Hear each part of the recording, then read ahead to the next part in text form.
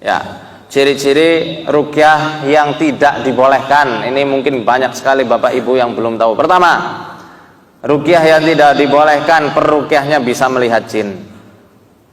Oh, peruqyah syariah, baik saya, Ustadz Zunaidi, Ustadz Adam, pendahulu-pendahulu kami, tidak ada yang bisa melihat jin. Soalnya celana jin. Ya. Kalau orang yang bisa melihat jin, kita tidak pandang bulu. Walaupun dia mengaku sebagai ahli agama sekalipun, dia ngaku bisa lihat jin, matanya ada jinnya. Bahkan Imam Asy-Syafi'i mengatakan, man za'ama annahu ra'ahum ruddat syahadatuhu wa uzira li mukhalafatihil Qur'an. Barang siapa ngaku-ngaku bisa melihat jin, maka kami tolak persaksiannya dan dia harus dihukum karena telah menyelisih Al-Qur'an. Al-Quran ayat yang mana? Ayat 27 surat Al-A'raf di juz 8. Allah Subhanahu wa taala berfirman, "Innahu yarakum huwa wa qabiluhu min haitsu la tarawnahu." Sesungguhnya iblis dan qabilah-qabilahnya dari bangsa jin ngelihat kalian dari tempat yang kalian itu tidak bisa melihat mereka. Bisa ngaku-ngaku melihat jin, kamu ini yang ngintil adalah kuntilanak, gondoruo, pocong, babi ngepet dan lain-lainnya, sudah itu orang kesetanan, tidak usah dipercaya.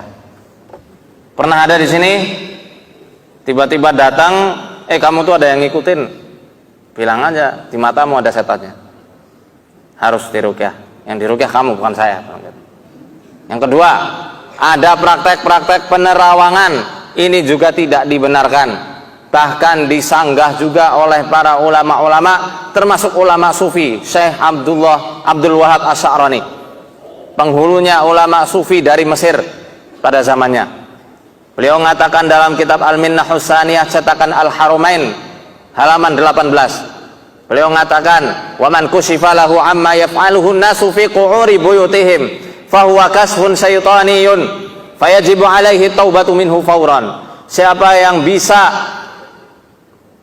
melihat apa yang dilakukan oleh orang-orang di celah-celah rumahnya, maka itu adalah penerawangan yang timbul dari setan dan wajib bagi dia bertobat saat itu juga. Ketiga, dalam praktek ruqyah syariah tidak ada praktek-praktek untuk menangkap jin ke dalam botol. Penjelasannya rada panjang, saya singkat karena 5 menit lagi. Yang keempat, tidak ada praktek-praktek mediumisasi, menangkap jin kepada orang yang nggak tahu apa-apa, dimasukkan jinnya. Kalau dalam Shaman King tuh yoi katai, Amidamaru masuk. Nah, itu tidak ada dalam ruqyah syariah. Kalau semacam itu ya nggak ada bedanya sama dukun-dukun. Nggak ada mediumisasi, hukumnya haram. Dalam kaidah usuliyah dikatakan al aslu fil madar at-tahrim. Hukum pokok dari sesuatu yang membawa madarat hukumnya haram. Kaidah usuliyah. Itu memadaratkan orang lain, tidak boleh. Yang keberapa tadi? Kelima, dalam praktek ruqyah syariah tidak ada praktek-praktek melukis wajah jin. Nggak penting. Kita nggak perlu ngurusi wajah jinnya mau cantik, mau laki, mau cewek. Udah, yang penting kita obati. Seperti itu ya. Kemudian tidak ada praktek-praktek mengusap telur, keluar paku, keluar jarum, itu nggak ada. Mentransfer penyakit ke kambing, kalau penyakitnya asam urat ditransfer ke kambing, kasihan tiap hari makan rumput, asam uratnya bisa makin kambuh gitu.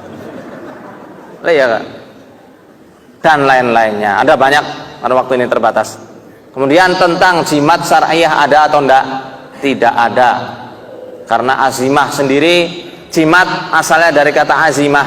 Azimah itu sinonim dari kata ar-ruqyah. Tapi kalau jimat dalam bahasa Indonesia itu sebangsa kayak pring petuk, keris, tombak yang disucikan, maka tidak ada jimat syariah kalau ditinjau dari sisi bahasa Indonesia. Barakallahu.